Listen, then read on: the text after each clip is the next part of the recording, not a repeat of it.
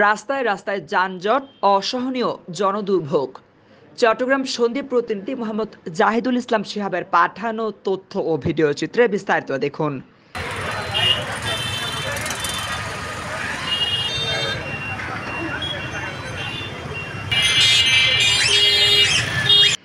CNG চালিত auto ও বৈদ্যুতিক চার্জে চালিত অটোরিকশার চাপে সন্দ্বীপের এনাম নাহার সড়কে মানুষের চলাফেরাই নাভিশ্বাস উঠেছে।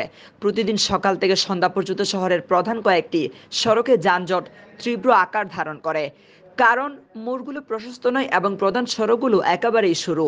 শুক্রবার ছুটির দিন নেই অফিস আদালত, অনেকের ব্যবসা প্রতিষ্ঠানও বন্ধ রাখেন। এত কিছুর পরও যানজট দূর যেন হচ্ছেই না। এনাম নাহার মোড়ে এলোমেলোভাবে সড়কের উপর গাড়ি দাঁড় করিয়ে যাত্রী উঠানামা করাচ্ছে। সিএনজি অটোরিকশাগুলো মোড়ের উত্তর দক্ষিণ দেলোয়ার খাঁ সড়ক 18 ফুট হলেও পূর্ব পশ্চিমে গুপ্তছড়া সড়ক 12 ফুট। এ সড়কের সরু হয়ে আসা মাঝের অংশটুকু মন্তর গতিতে চলাচল করতে হচ্ছে যানবাহনগুলোকে, আর সেই কারণেই তৈরি হচ্ছে দীর্ঘ যানজট। সড়কে যানজটের কারণে অনেকের কর্মঘণ্টা নষ্ট হচ্ছে। হাসপাতালের রোগী, জরুরি সেবা দানকারী প্রতিষ্ঠানের কর্মকর্তা কর্মচারীরা পড়েছেন মহাবিপদে।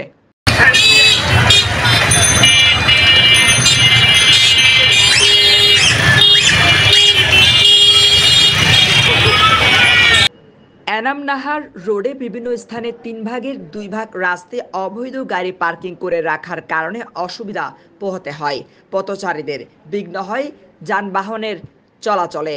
সপ্তাহের প্রতিটি দিন এই যানজট লেগেই থাকে। কোনো ট্রাফিক ব্যবস্থা না থাকায় কেউ কারো কথা শুনছে না। যেখানে সেখানে পার্কিং ও যাত্রী উঠানামার কারণে দিন দিন ভেঙে পড়েছে সন্দ্বীপের পরিবহন ব্যবস্থা। ব্যাটারি চালিত অবৈধ অটোরিকশা যে যার মতো করে যাত্রী তোলার কারণে এই মোড়ে যানজট লেগেই থাকে দিনরাত। শুক্রবার বিকেল 5টা থেকে 6:30 পর্যন্ত এ মোড়ে দেখা যায় যানজটে। মোড়ের চারদিক দক্ষিণ থানার সামনে থেকে উত্তর সন্দ্বীপ ফায়ার সার্ভিসের অফিস, পশ্চিমে সিটি সেন্টারের সামনে থেকে পূর্বে মোহাম্মদ মিয়া কমপ্লেক্স পর্যন্ত ধীর গতিতে চলছে সব ধরনের পরিবহন ও যাত্রাবাহী গাড়ি। এ সময় অনেক মানুষকে হেঁটে চলাচল করতে দেখা গেছে, তবে গাড়ির যানজটের কারণে হেঁটে চলা কষ্টকর।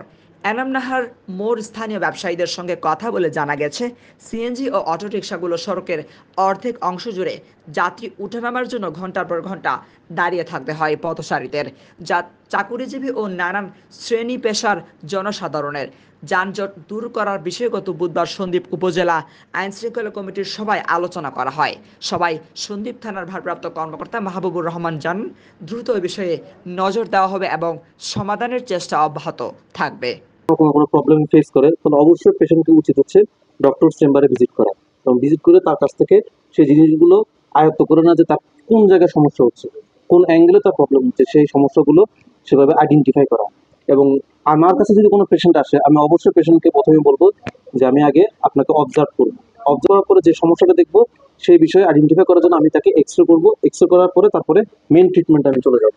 এবং আমাদের এখানে আমি এই যে চেম্বারে আছি, এই চেম্বারও যথেষ্ট পরিমাণে সেই সুযোগ সুবিধা আছে, এবং মনসুর ভাই বিগত 15 বছর যাবৎ খুব সুন্দরভাবে এই ট্রিটমেন্টগুলো দিয়ে যাচ্ছেন, এবং আমার সহকারী হিসেবে উনি যথেষ্ট পরিমাণে হেল্পফুল, এবং আমি ওনার সাথে কাজ করে যথেষ্ট পরিমাণে পিসফুল অনুভব করি। এবং আমি সবাইকে এটাই অনুরোধ করবো, আপনারা যেন এই চেম্বারে আসবেন এবং আমাদের কাজগুলো দেখবেন, দেখে জেনে সেভাবে আপনাদের কাজের প্রশংসা করবেন। ধন্যবাদ।